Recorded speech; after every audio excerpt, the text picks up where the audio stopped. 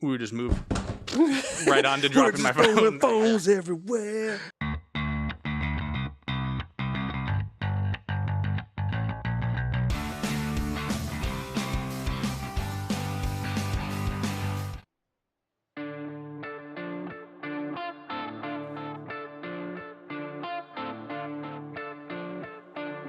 Hey everyone, welcome to another episode of Muddled Dice, and this is going to be Wet Ink, what, 5, 6? It's a number. 7, 8, 9, 10? It's a number. One of those, yeah. Too low a number. We need to do this more often. My name is Daniel. This is Tyke. Hey, what's going on? We're here to review some newish comics. Jump right in. Today we're going to be talking about Oblivion Song, new one by Robert Kirkman, Gideon Falls, new one by Jeff Lemire, which actually by this point isn't that new. Yeah. But and then Relay, a new one from Zac Thompson with the story by Donny Cates, which is really new. I think there's only one issue out, or technically 2 issues, but the number 1 just came out like 2 weeks ago, I think. Right. Yep. So let's start with Gideon Falls, Oblivion Song. So Oblivion Song, Robert Kirkman. Writing, artist Lorenzo de Felici and Annalisa Leone. So Oblivion Song is kind of about, and you can help me out here if you want, Tyke. Mm-hmm. Well, okay. Some event. Okay, yeah, go on. Maybe yeah, I got you. Better. Is something happened? Like it was like not a post-apocalyptic. Like something happened in the world, in our world. Yeah. Then it was just filled with monsters and everything like that, and people being taken away and all this other jazz, but just bad things were happening to people. They were taken to this like other dimension, right? Yeah. You're right. To this other dimension. But then what it is that certain people, what do? Did they craft like their own equipment or whatever? Because I don't want to jump too far ahead. It was more. Yeah. Well, okay. So I think what happened was, so like you said, this event happened where people were taken. Yeah. And then the government started to go and search for these people. And then after a few years, they gave up because I guess they stopped finding people. Yeah. But this small group kind of came up with found their own equipment or stole equipment. Yep. And like started searching for more people, even though they're not supposed to. Right, like the funding or something like that. They had already stopped. And whatnot. And so now, like they had stopped. They were finding people and bringing them back at a good clip. Yeah. And then they stopped finding people for a while, and they're like, all right, we're wasting money because there's no one else left to be found. Yeah. And so now the main character guy, you end up learning very early on about like this guilt or heavy weight on his shoulders about his brother. Yeah. Something happened along there. I don't know if they'll fall out or whatever the case may be. But what's dope is that the other characters too, there's actually I forget his name. He's the other guy that ended up, I think he was in there, like in the world, but then he got rescued and got brought back. But now he's actually having some kind of like post-traumatic syndrome type of deal where he's having like flashbacks or like, you know, he's just like in a cold sleep. He wakes up and he's like in panic mode about what just recently happened. Yeah, because like the Oblivion wasn't a nice place. No, not at all, not at all. But to segue into that though, what was dope was that the main character guy, how he's able to, like he had that certain cloak wear. Like he's actually taking materials and stuff like that to hide him from the city, from the other monsters that are in the city. But the creature design in there is pretty crazy about the environment. Like I guess that Lorenzo has in there is pretty insane, dude. Yeah, it's interesting. So I'm say right off the bat, I totally recommend it. The story's great. The characters are great. The one thing I don't like about it is the artwork seems tonally different from the story. Like I was saying before, it's not really the bright colors, but it's like the thickness of the lines kind of makes it a bit too cartoony. And I kind of had the same problem with Walking Dead. I got you. So like, I love the story, and I'm totally gonna read it. Yeah. But the art seems like a mismatch. I got you. Because for me, that's what I like. I'm digging the illustrations and stuff like that on there. Especially when I did my little recon work and searched for Lorenzo and stuff off of his Deviant. He's got a lot of like very good, expressive, chaotic lines, and it's kind of like what is it, like organized chaos or something like that. Yeah, it's just but yeah, for me, I'm digging it. The artwork is definitely good. Yeah, I'm not saying the artwork's bad. No, I got you. Yeah, but like what else was I really liking? The pacing on it too. is definitely Like Robert Kirkman hit another good one that I'm appreciating with too. Yeah. It's cool how, because like you said, the main character, he's kind of part of this like underground group that goes to rescue these people. And I thought one cool scene in the first issue was where he's got they've got this like big wall of all the people that are still missing, that was such or a like good shot. missing and presumed dead, I guess. Yeah. And like whenever he finds someone, he kind of sneaks into this monument and like scratches their names off the wall, and that was kind of cool. And these people are like, don't do that. You're gonna get caught. The thing that gets me too is that when I try to put my mindset into the characters that got saved. Yeah. Because now, like, this isn't spoiling too much. It's definitely what I think, like 3 issues in or something like that. Something like that. Yeah. But some of these guys, they've been lost for so long in this other world. Yeah. They're coming back here. How are they supposed to adapt to it? You know what I mean? And that right there, like some of the people didn't even want to be saved or whatever you want to call it type of deal. So that's because they like started a new life in the Oblivion. Like, well, I'm here, I guess. Yeah. So it's pretty crazy.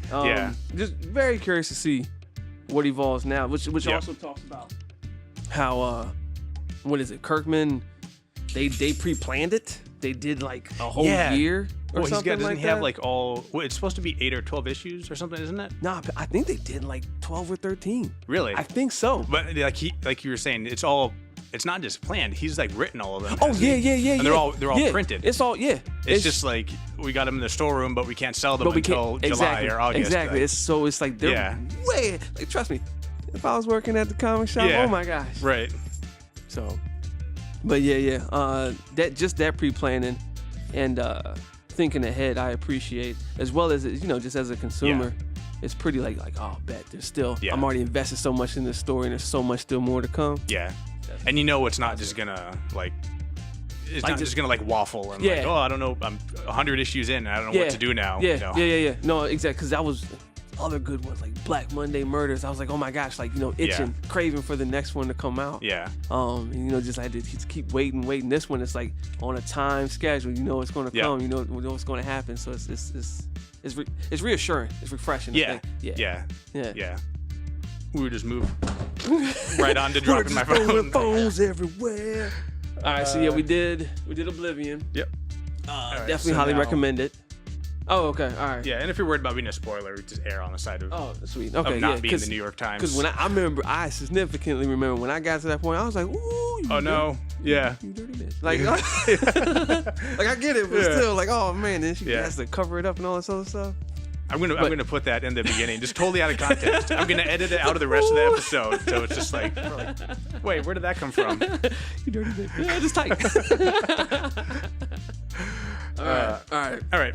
So next one is Relay, which Relay is written by Zac Thompson with help on the story from Donny Cates, who also did one of my favorites, God Country.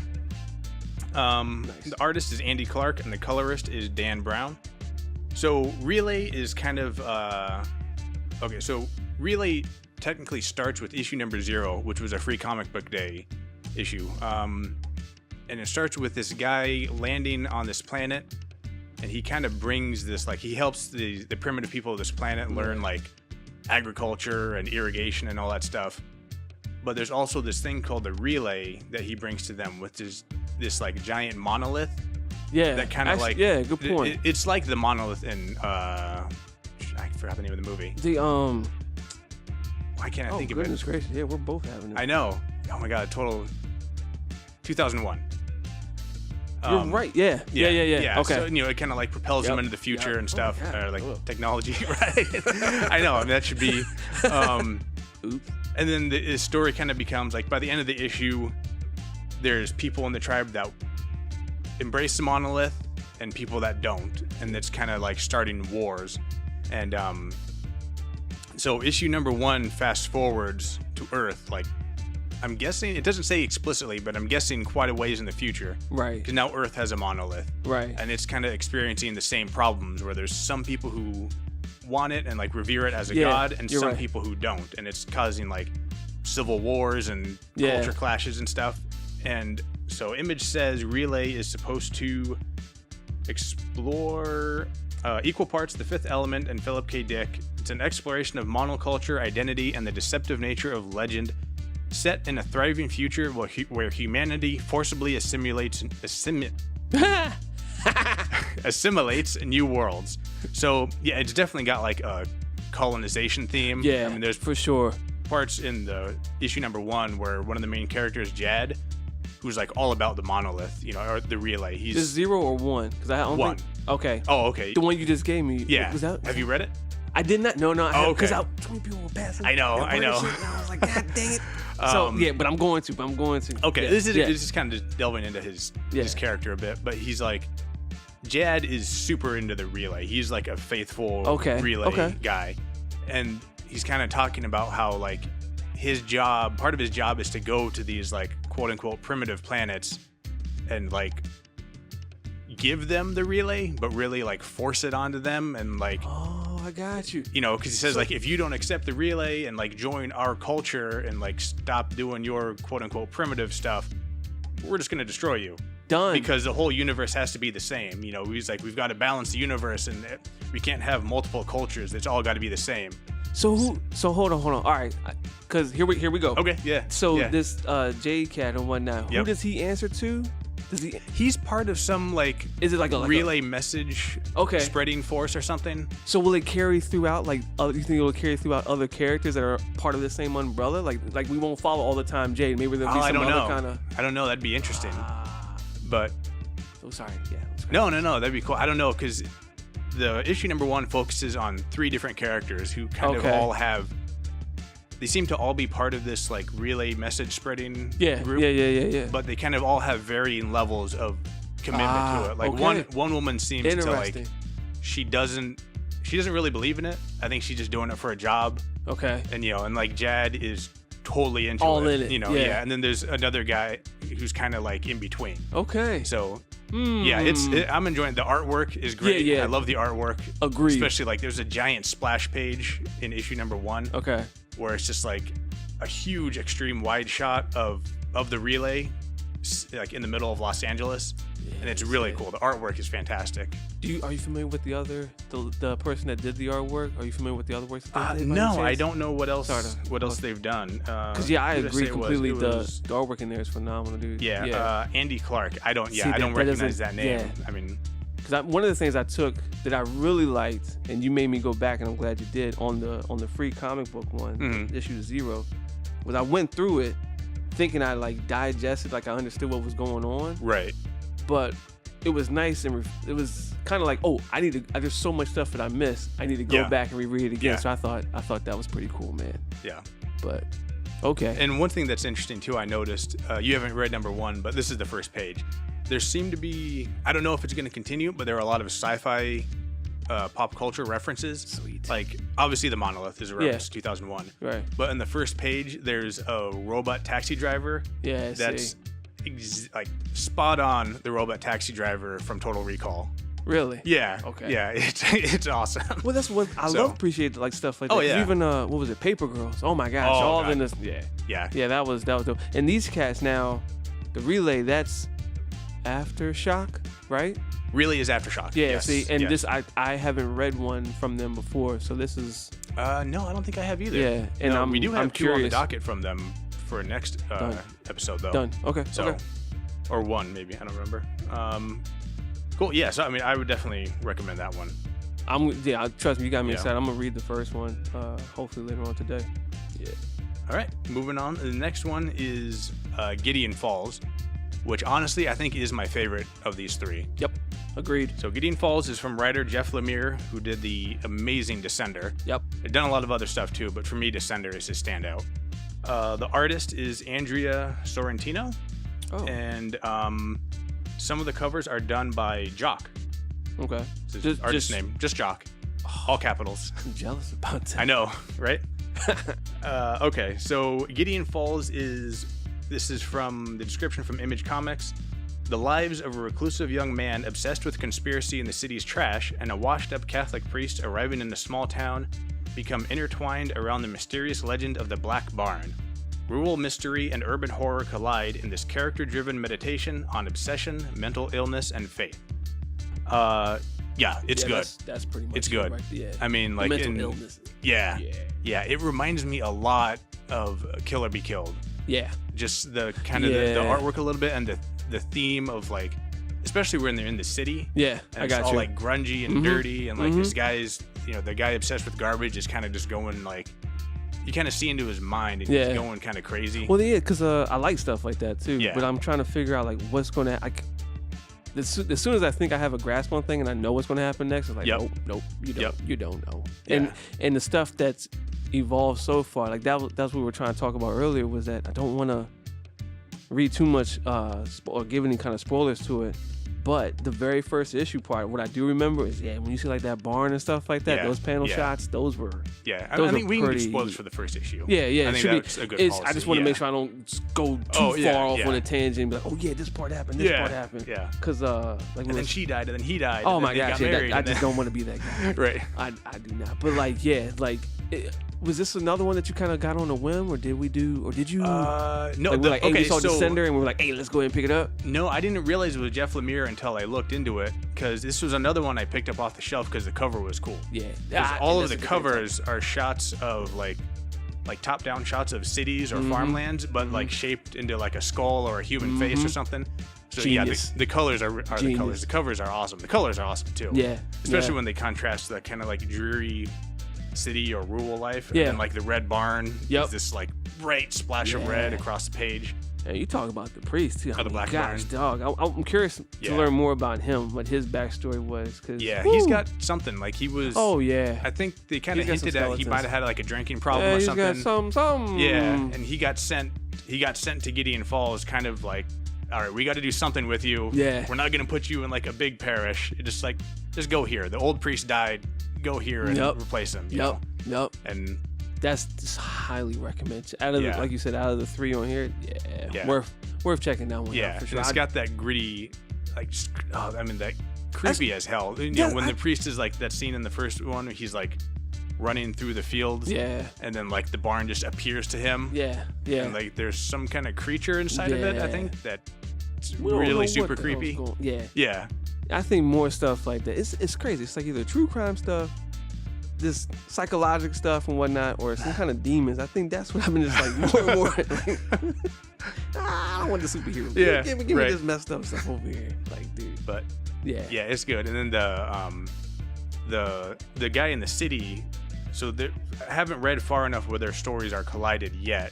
Okay. They're still kind of separate threads, but his, other than being connected by the Black Barn, right? The guy in the city was collecting trash, looking for looking for nails and chips of wood and stuff. Mm-hmm. And then by the end of the issue, you find out, these are pieces of the Black Barn that he's finding in the city, and just like, see, god dang it, see, I think, and I'm not going to spoil, because. the god dang the stuff that he finds and whatnot, something happens. Yeah. Significantly. So okay, all right. Yeah. All right. It's hard to say, it's hard to talk about it too much without spoiling it. Yeah, and that's the thing, because it had. When I started it and was getting prepared and everything like that, I ingest dude, it was like inhale. Oh yeah, definitely. And so now it's just like, oh gosh, okay, where did I leave off at? Hopefully I'm not giving away too much stuff like that. Yeah. So. Well, it's like the pacing on that one is good too. Oh yeah. There's nothing feels like filler. Yeah. Now these cats know what they're doing on this one. This one's a good. Yeah. And go ahead. I was gonna say the artwork too, not just like the quality of the drawings. I mean, the artwork is great, but like there's some really cool creative shots. Like there's one part where he's in the city guy's apartment. But it's just like this wide, like 180-degree fisheye view of the apartment, and it's like those kind of perspective, like those wide angle lens shots. Yeah, dude, it's really cool. So you see like his whole apartment in one panel. Dude, those, and to get it off, to pull it off like that, was it Andrea? Was that the lady's name? This is the artist on this is Andrea Sorrentino. She's on point, because that type of stuff to do or to illustrate like that is perspective. Do it right. Yeah. Yeah. That's challenging. Like seriously. So unless somehow, if she's just like seriously just like bam, just go ahead and do a little quick sketch and then just go ahead and ink over top of that. Oh my gosh. Because if it was me, I would definitely like either use the computer or something like that to at least reference off. Yeah. But just to have those shots like that. Yeah. Well, I know a lot of artists use reference shots. Yeah. But even so, I mean, that's such that like fisheye lens shot. It's such a weird perspective. It is. It's not like, oh, I'll just do like 3-point perspective and use a rular to draw lines and stuff. Just have my straight everything's warped and curved, but it looks natural. I mean, that page really impressed me. Good point. That one was good. Yeah. So that one definitely recommended. Yeah, I would go. See, for me, I would do Gideon Falls, then I would do Oblivion, and then like Oblivion, but it's again like, because I love everything Kirkman does. Yeah. And then Relay, but I would still I would start off with Gideon, dude. Yeah, for sure. Yeah, I would say Gideon is my top recommendation from these three. Yeah. And then for me, I'd say Relay and Oblivion Song are tied. Yeah. I'm with you. So I know Donny Cates is a good writer. Yeah. So I have confidence in him. I don't think I've read anything else from Zac Thompson. So I'm not sure. I like what I like what I'm reading in Relay. Yeah. I don't. For me personally, he doesn't have the track record to me. Like, I know this is going to be good. Right. Like, I'm looking forward to more. I know Robert Kirkman's stuff is going to be good. I mean, that's just kind of a given almost now. Also on the Relay thing, to even like, I've never heard.